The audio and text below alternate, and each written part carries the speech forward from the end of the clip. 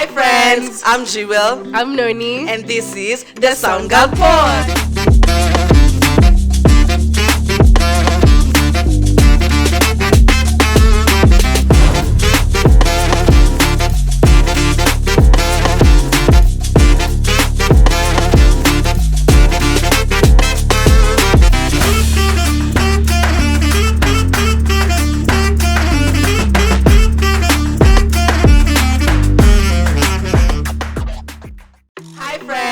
I'm Jewel. I'm Noni. And this is the Sound Girl Pod. And we are so excited. Season 2 is finally back. After a whole 13 episodes of Season 1 where you guys supported, showed us so much love, you subscribed. I mean, we have grown. And we are so excited to be back. How does it feel to be back for Season 2? Well, there's mixed emotions. I think after 1K subscribers, I'm like, wait a minute. People actually listen to me, you know? Like, kidogo tutukwe kwa billboards. And update anything that is going on in your life that you'd like to update people. No, not necessarily, but I think Season 2, after Kuketi Chini, we had to style up. Excited, have to go up, but you'll be seeing these things as time goes by. But we pray that you guys will keep following us and keep because let me tell you, you guys actually challenge us to do better. That's true. And to be better than we were in the previous season. So exactly, let's continue this journey together. Yes. All right. Keep following us on TikTok, Instagram. You guys are growing us on our Instagram and TikToks like you are overdoing. I keep seeing it. Blah blah blah followed you from your reel. Blah blah blah followed you from your reel. You wake up on morning 79 followers. I know.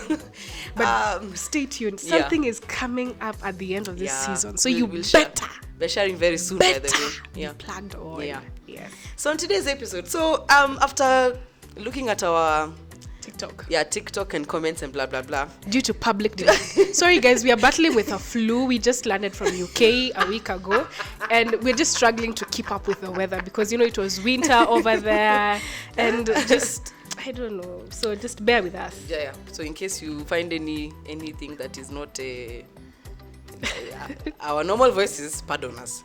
All right. So we were looking at our TikTok, and one of the things that really came out from the conversations people had from the comments is that there are actually very many people struggling with being firstborns. I pray that this season we'll have So most of them are ladies. So I pray this time we'll have a firstborn man in here. What they have to say. But so one of the things we realize is most of us struggle with self-love. And so today's conversation is about why do we firstborn struggle with self-love? We have a lot of self-blame. We don't think we are worthy of any love. And most the one that is actually very, very is it prompt or what's the word? Prevalent. Yeah, is the fact that we don't know how to love ourselves. So I think let's allow Sharon to be the one to open the floor for us today. So why do you think? And actually I realized when we did the video about the firstborn syndrome the first time, I realized it's actually not all firstborns that go through what we go through. Oh, really? So it's wrong actually to assume that it's a whole firstborn, because there are others who don't struggle with self-love, there are others who don't struggle with self-blame. I think a big chunk of us do, but there are some who are not in that struggle. So do you think it's that they came out of it intentionally? Probably, or they chose to work on it. Things like therapy, getting help, and things like that really helped them. But for us who maybe we have struggled with self-love and self-blame for quite a bit of time, I think the question we were asking ourselves is the why. Why as firstborns? Why do we go through this? And I think one thing that came to mind is that what I realized about us is, I think because of the nature of being given responsibilities at a young age, and we've said this before, you end up you're used to a life of putting others first every now and then. It's somebody else and then you. It's your sister, then you. It's your father, than you. It's your neighbor, than you. And I think because of that, constantly and consistently doing that, you end up neglecting yourself. And that means even neglecting your emotions and how you feel about certain things. And so when you're going through certain things, it's like, it's kawaida. Let me first think about how others are doing before I focus on how I felt about a certain issue. So somebody hurt me.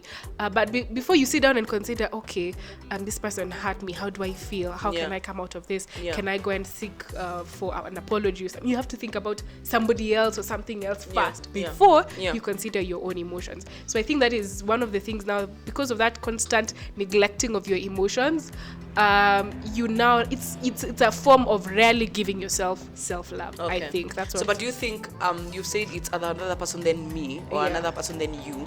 Do you think there's ever a you? Okay, personally, I don't think I have a you. Personally, now I do. I had to intentionally do it. Like you have to, I think, intentionally work on. I am going to now put myself first on one or two things. Yeah. So I think I'd really want to hear if you had a you. Do you now have a you? Now, I think I'm trying. I'm really trying to just have a you at some point. Yeah, on a scale of 1 to 5, I'm on a 1.5. I think I'm 0.5, but I'm really trying. Because now when you get a baby, it's even worse. But I think I have to do it intentionally. I think another thing that makes us feel, like we struggle with that is because we feel unworthy. And unworthiness really does not come from the fact that you do not have anything to offer. It's because everything that happens to everyone around you has to be perfect first for them to notice you actually have done something. So you'd find if your sister is doing well, if your brother is doing well, or if people around you are doing well, it will always be they are doing well before they realize you're the one who actually had a pledge to play with that thing. You don't feel like you ever never recognize and say, hey Sharon, by the way, my idea so you always feel for sure, literally, I'm not worthy of anything because no one will ever notice what I've done. They'll just think, you're doing well, but they'll never have an idea of actually Jewel had a part to play. Exactly. Or even if not even 100%, maybe you even told them, by the way, I'm thinking, can you do 1, 2, 3 things? Can you do blah, blah, blah, blah? And they actually do them. They're like, wow, that person is doing so well. But they'll never recognize that you had a part to play. So you'll always be thinking, oh God, for sure. I'm ever giving, but really, there's nothing. So you're sort of like not used to getting credit for what you have done. How does that make you feel though? Okay, at this point now? It used to make me feel so bad. Like recognition was never part of what I've grown up with. And I'm not saying they need to now start recognizing, but I think that time if someone affirmed me of what I'm doing would have helped me grow better. But now I'm realizing you don't need someone to actually recognize what you're doing for you to know you're actually doing something. I learned something the other day that even in your workplace, what they need from you is not your books. They need your key successes. What have you done? What have you done to better your current situation? What have you done? It's not necessarily school. You will do school not necessarily to pass. You're bettering yourself. You're bettering Jewel, and you're bettering Sharon. If you go with that mentality, it is you are doing something for yourself to better who you are. So you it could be maybe you created a system, or like you had an audit and it was 100% just because you are present. So that's a key success. But you see, you don't necessarily have to wait for someone to say, hey, by the way, Joel, you did that. Our audits are 100% because of you. You write them and say, by the way, I had a part to play in that audit to be 100%, or rather to be perfect. But you see, most of us, because we do not know how, we are waiting for someone to say, oh, Joel, you did so well in that audit. But really, if you don't recognize there was a success there and you're the one who had a part to play, don't ever wait for anyone else to recognize. So quick one. So having grown like that, do you feel like right now you crave recognition? Like you I don't crave recognition. No, okay, not crave, but you'd really want to be recognized if you did something. I think I'd want to first recognize I did it before someone else recognizes it. Yeah, I think that's much better because you know, even if someone doesn't say my name, I know that thing is mine. If they do, well and good. If they don't, then you have worked on yourself. On a scale of 1 to 5, you're on a 4.5, my friend. No, on worthiness, on the recognition part, I think I have had to. But it's because I learned it the other day. Because someone told me I felt unworthy about something, and I've shared with you before. And someone told me, Joel, do you know how many things you've done in this organization?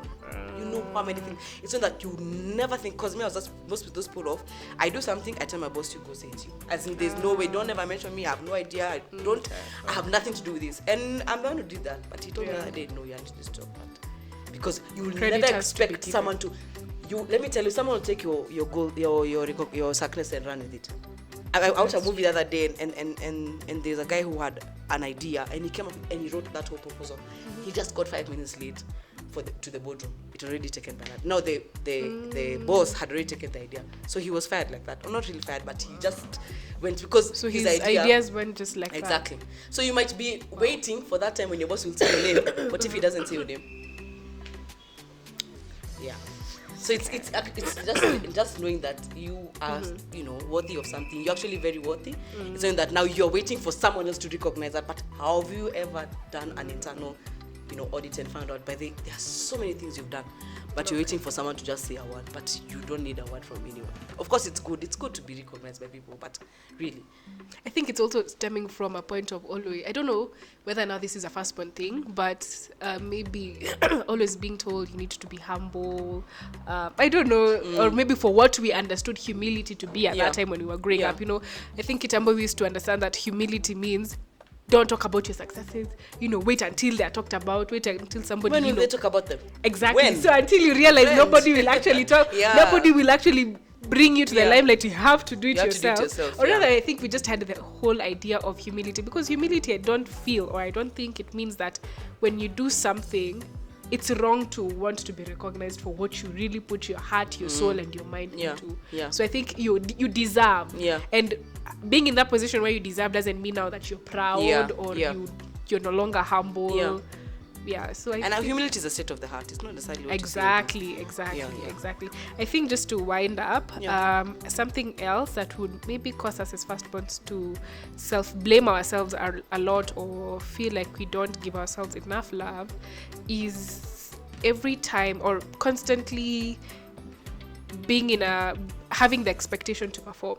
So that causes us to compare ourselves with people around us, whether it is siblings or peers. So because there's this expectation, whether it is in school, you're expected to perform because you're a firstborn, or you're at home, you're expected to be on the right every other time. So that makes you to constantly compare with yourself. So if your sibling does something, you're comparing, okay, have I beaten him, or if it's your peer in class, have I defeated them? Because you're always expected. So you're a firstborn in school, you have to be number one. You're supposed to be a good example to the ones who are younger than you. So every time, because of that expectation, you're constantly on a journey of comparison. And I think if there's a very bad place to be at is where you're not content with yourself. You're always comparing yourself with others. So I think because of that, it's like a void you're always feeling.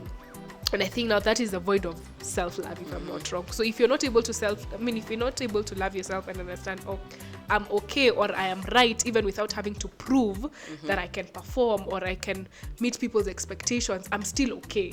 So I think that really can cause you to, so if you are in a place where, let's say, you failed to meet the expectations of your parents, and so you fail in school, now you feel like, man, I didn't match up, your siblings are doing well, let's say you're the firstborn and your sisters are doing really well in school, and maybe you are just having a tough semester, or you're having a very tough time, the math is not mathing, the English is not Englishing. So when you fail, you feel like you're such a failure, you beat yourself up, and it's not because you're not bright, it's just that you always have to keep up, you have to get to this expectation of being a firstborn.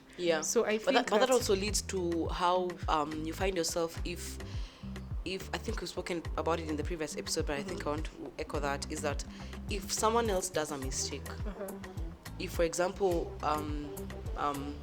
my sibling fails, and maybe I got slightly more than them, I'd be feeling they failed because I did not get to where they were supposed to get to. So if the pass mark is at 400 and I got 390 and they were at 360, and they feel like they failed, I'd be like, and the cause you didn't get to I that didn't get 400 exactly yourself. So that I wasn't able to teach them how to become a 400 student. So we're always at loggerheads the fact that if someone else fails, it's my mistake. If someone else does something wrong, it's me. And I think also for me, growing up, I think growing up for me was, if my siblings made a mistake, it had to be me. So it was always, why were you not there when this did? Why were you not there? Why were you not there? You should have been there when your sister was doing. You should have been there. You should have been done. And for sure, really, we're not together. I mean, it's not really my mistake at the end of the day. But now that kept on. So nowadays, I'm trying to undo the fact that if someone else makes a mistake, it's okay. It's them. It's not. You have nothing to do with the fact that they made a mistake. But it's been hard. It's been So their success is not pegged on you, and their failure is not pegged on mine. Exactly. Yes. You're two different individuals. So I think that's one thing we're supposed to probably understand. So of course it's hard, but hey, kwanza tukijulia kiatu alafu unasema kai sitanulia sister yangu, sitanulia husband yangu, sitanulia mtoto wangu, niko what for sure. Buying a shoe for myself does not mean I don't love my husband and my children. No, it doesn't mean that. It just means I needed a shoe. So you wait until your shoe is so done, that's when you're buying a shoe for yourself. And then maybe they didn't even remember you exist. They've bought their shoes, they've bought their everything. You're wondering, you should have remembered me, but you don't remember yourself. when I study other now second borns and third borns, just people who come after the firstborn, I realize when they do certain things, like they will never care. Like it's for them. Like I want a pair of shoes. Yeah, I'll go get it. Yeah. As long as I can afford it, I'll go get it. Yeah. They don't have to think about I think my last born, the one who comes after. No, they'll just live life. If they're having a problem, they will say it. Yeah. It's not like us when we are having a problem, you will sit with it, you will bottle it up, you will just be quiet, nobody will ever know. Because you're feeling like, if I start telling them all, they'll not feel like I'm weak, I cannot be relied on yet, I'm the one supposed to be shouldering their problems. It's such a... But I think at the end of the day still, when I observe also again the first point that I know, God gives us special grace to them. Sure. Like it's very amazing the kind of things that we are able to handle, whether it's firstborn boys or firstborn girls.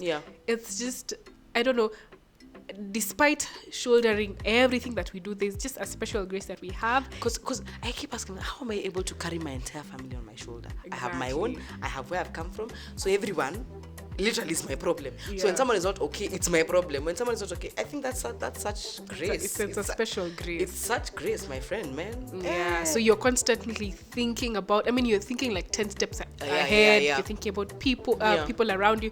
And to be very, to make it very interesting, a second-born will never think like that. Yeah. Or a third-born may not. Okay, they could, by the way, but it's not like a reflex action for them. For us, it's like natural. You have, it's just something that comes. And there's a special grace for it. And I don't think I regret being a firstborn. Of course, I love it. Kuna hizo that make you feel uncomfortable, but I don't regret being a firstborn. And God knew why. Yeah. And sometimes you feel like, you find that even when in those places of your weakness, God just showers you with, I don't know. That. And he just blesses you, even with things that you've not asked for. He just he's just done it. Maybe because of something that we did 2-3 years ago, you thought about somebody, you shouldered somebody's burdens and things like that. Wow. Okay. I think that brings us to the end of this episode. Thank you guys for watching. I hope you are able to relate. If you're a firstborn there, let us know in the comment section how your experience has been as a firstborn as far as self-love and self-blame is concerned. And we'd love to interact with you. That being said, that was episode 1 of season 2. See you on episode 2.